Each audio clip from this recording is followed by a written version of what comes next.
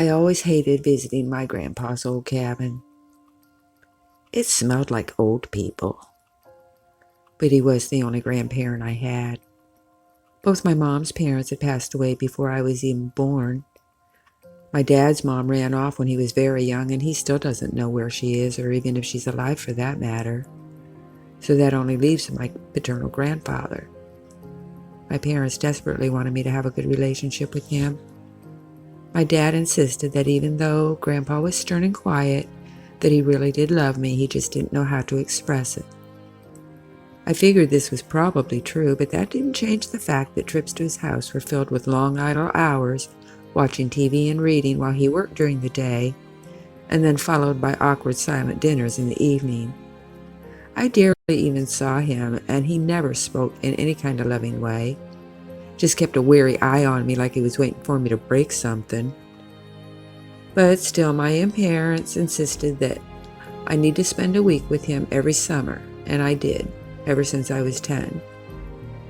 I was old enough to look after myself for the day, and I had visited his isolated cabin in the woods several times before with my parents, but this would be the first time I spent the night by myself.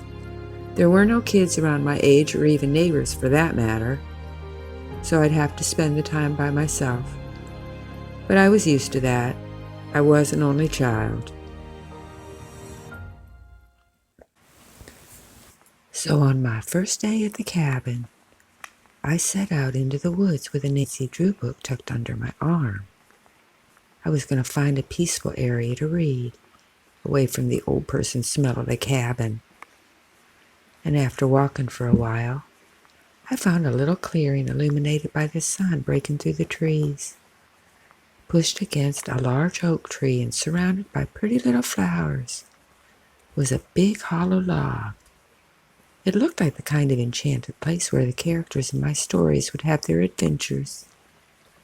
I decided to make this place my own special spot for the next 6 days. I plunked myself down onto the center of the log, leaned up against the trunk of that oak tree, and began to read. I was thinking I might be able to enjoy my week here after all. I was incredibly comfortable in my new place. The smell of the flowers, the gentle breeze had me drifting off to sleep, feeling so content with nature. The wonder was gone when I suddenly awoke a few hours later to find the sun had set. The moonlight cast eerie shadows on the ground. The trees that had felt so welcoming during the day were spooky silhouettes against the darkness. The insects' pleasant buzz was replaced by a distant howl and the low hoot of a nearby owl. The rustling sound of the dry leaves blowing across the forest floor chilled me to the bone. I sat up on that log, rubbing my eyes, attempting to clear my sleep-fogged mind. And just as I was realizing how much trouble I was going to be in for coming home so late, I heard it. To my left, at the end of the log, I heard a small voice say 2 words. "Hello, Jody." I froze. I had never felt so cold, so vulnerable. There was no wind. The air was oddly still, and I heard low sobbing. I turned to the source and felt my blood freeze at the sight beside me. A little girl stood at the end of the log. She looked like she'd been crying for hours, maybe even days. Oh God, that weeping! She looked at me. There was a great sadness in her eyes, but she looked completely insane. And still weeping, she sprang at me and perched right beside me on the hollow log. The moment was so sudden that I clambered back, crashing onto the ground. I was staring in wild-eyed terror at the thing standing above me, and then she let out this horrific scream. She stopped, tilted her head to the side, and gazing into my eyes, leaned her head towards me and said, "You're scared." And then I did what any child would do, or what most adults would do. I wet myself. The creature noticed, observing the growing darkness on my jeans. At this, she actually smiled and said, "Good." And it was at this point my mind finally gained control of my body, and I got up and ran the heck out of there. I found my way back to the path in no time. The girl didn't chase me. She continued to stay on that log and cry. I couldn't run away from those sobs. It didn't get any quieter as I ran. It just kept getting louder and louder the closer I got to my grandpa's cabin. Only when I reached the yard did it start to fade. By the time I threw open the door, it was only a whisper. I raced through the living room, down the hall, into my bedroom. It was barely audible, but just before it faded completely, I heard it say one more thing, so softly. "Better lock the door." And then it was gone. I turned on the light switch and slammed my bedroom door, leaning against it to catch my breath. "Where have you been?" a gruff voice demanded from behind me. I spun around, thinking for one horrible second that creature had followed me home. I breathed a sigh of relief when I saw it was my grandpa. I began to stutter about crying little dead girls. Grandpa just rolled his eyes and cut me off before I could even form a complete sentence. "Enough with the excuses. You're home now. But you know that you're not going to get off this easy next time. No crazy ghost stories are going to help you if this happens again." I was devastated. He didn't believe me. Of course, and who would? Definitely none like my mean old grandpa. "Something smells. What's all over your pants?" He glared at me. I wet myself when I got scared. I said I was looking at my shoes, so embarrassed. Grandpa moaned in disgust. "I thought you were old enough to be done with all of that. Clean yourself up and get to bed. I hope this isn't going to be a nightly thing for you." My loving grandfather then stomped out of my room, ignoring my apologies, and slammed the door. Admitting defeat, I showered and changed into a clean nightgown. I felt better. As mean as my grandpa could be, he was still an adult that would protect me from whatever was in those woods. I felt safe in my bedroom until I went to bed. I was still on edge, so I left the lights on and read Judy Blume. I was beginning to drift off, finally feeling safe and warm, when I heard that voice whisper again, "You didn't lock the door, Jody." I shot up and looked at the window, and there she was. She had both hands pressing against the glass, her eyes looking wildly from me to the door. The unlocked door, and then she began wailing again. I was so afraid she was going to get me. I flew from the bed to the door and locked it. I heard the satisfying click, and I heard her whisper again, "Never forget, Jody." And then it stopped, and she was no longer at the window. I didn't go back to the woods that week. I stayed in the house and watched TV and read books. Boring was good. Boring was safe. Every night I locked the door, and every night I awoke to the rattle of someone trying to get inside my room. The doorknob would shake loudly as the creature would grow frustrated with its resistance. The banging against the strong wooden door would shake my bed. I would never move or make a sound. I waited for her to eventually give up, and she would. the shaking would stop, and I could hear deep breaths just on the outside of the door. Years went by. I continued visiting my grandpa for 1 week every summer, and I continued spending those days indoors, locking the bedroom door every night. It had become a ritual. I knew to expect the creature, and I knew to expect the rattling as the creature tried to get into me. It no longer fazed me. Part of the reason for my lack of fear was that I knew for some reason that thing couldn't get past my door. But I also wasn't afraid because I had become fascinated. This incident had sparked an interest in the paranormal. I was no longer a frightened child. I was a know-it-all teenager. I wanted to know more about the ghoulish girl. Who was she? How did she know my name? There came a point where my curiosity outweighed my fear. I had a chance to encounter something few people ever will. I could find the answers that other people could never find. And that is why, when I was 15, I made the decision to unlock the door and confront the spirit. I was an idiot.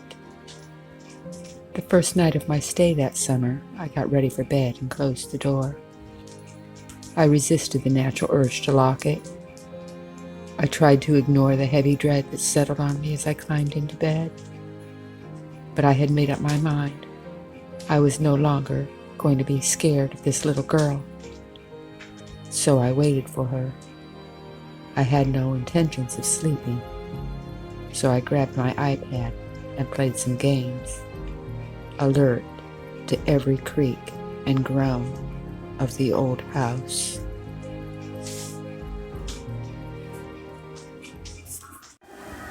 It was close to midnight when I heard them. Footsteps coming toward my room. This was it. I froze.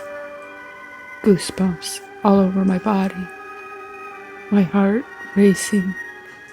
I set my iPad aside and watched the door that had protected me for so long. The doorknob slowly turned. I held my breath. The door was opening. The door was now open, revealing a silhouette much larger than I expected. I fumbled for the lamp next to my bed, grabbed the thin chain and tugged. Light spread across the room to reveal my grandpa.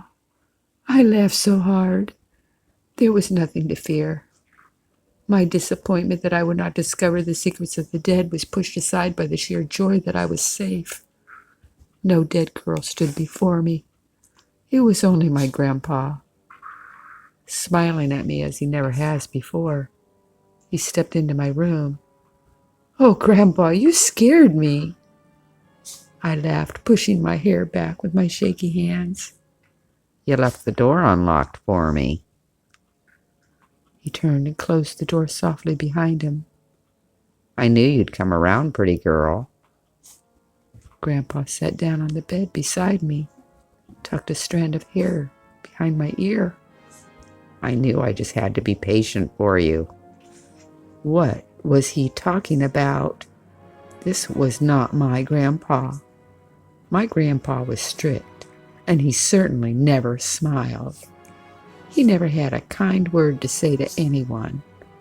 My grandpa doesn't sit on the bed and touch my hair, and he certainly doesn't run his hand up my thigh like he's doing right now. "Stop it!" Slapping his hand away, jumped off the bed. What are you doing?" "Honey, I won't hurt you. Just come back to bed and we'll take it easy." This wasn't happening. This could not be happening. I wanted something otherworldly, something paranormal, but this is real. Far too real. "Shy all of a sudden?" he asked me. "Allow me to break the ice then." And with surprising strength, he grabbed me and pulled me onto his lap and pinned my arms to his sides. I didn't even have a chance to react. No, no, no! And summoning all my strength, I broke away from him and tore out of that room. I heard a surprised yelp and then footsteps following after me, but I didn't look back. I hurried out of that cabin, ghost or no ghost. I was heading for the woods. I wasn't sure where to go or what to do. I just ran as fast as I could, my grandpa right on my heels, cussing and screeching that I would regret this. I ran, hoping there'd be a house on the other side of the woods. Or maybe he'd trip. Or maybe he'd grow tired and give up. I didn't know. We reached the clearing where I had met the little girl 5 years earlier. I was struck with an insane idea. I'm not sure what I expected to happen. I just knew my grandpa was threatening me and I was desperate to get away. I raced to the old log and fell on my hands and knees. I peered down into the hollow darkness and yelled, "Help! Please help!" The door was unlocked, and then 2 strong hands grabbed my shoulders and whirled me around. I was looking into the face of the lunatic I once called Grandpa. His eyes rolled wildly in his head. His thin white hair stuck out in all directions, and his mouth was twisted into a furious snarl. Panting and heaving, his face red and full of hatred and contempt for me, I saw no love there, no mercy. "You are going to regret." He stopped. I heard something move behind me, and his eyes widened in terror as he gaped over my shoulder. With a scream, he pushed me away and jumped back. I fell on my butt and backed away, turning towards my savior. Her eyes had changed. They were no longer sad. They glowed triumphantly as she approached my whimpering grandfather. "You!" he stammered, falling backwards and attempting to scramble away, seemingly unable to break his gaze from the dead girl. She giggled as she watched his horror, laughed when he let out a painful cry and clutched his chest, and laughed even louder and harder than ever when he fell down and turned his head toward the night sky, the light fading from his eyes. I squeezed my eyes shut, my back against a tree, and I prayed for it all to end soon. It did. The girl's laugh faded away, whispering one last message. "Goodbye, Jody." The next day, I called the police to let them know I had gone for a hike that morning, only to stumble upon the corpse of my beloved grandpa. Some nice officers arrived to comfort me and to get my statement. The cause of death was a heart attack. I didn't tell my parents what happened. I didn't think there'd be a point. It would only cause more pain. The man was dead.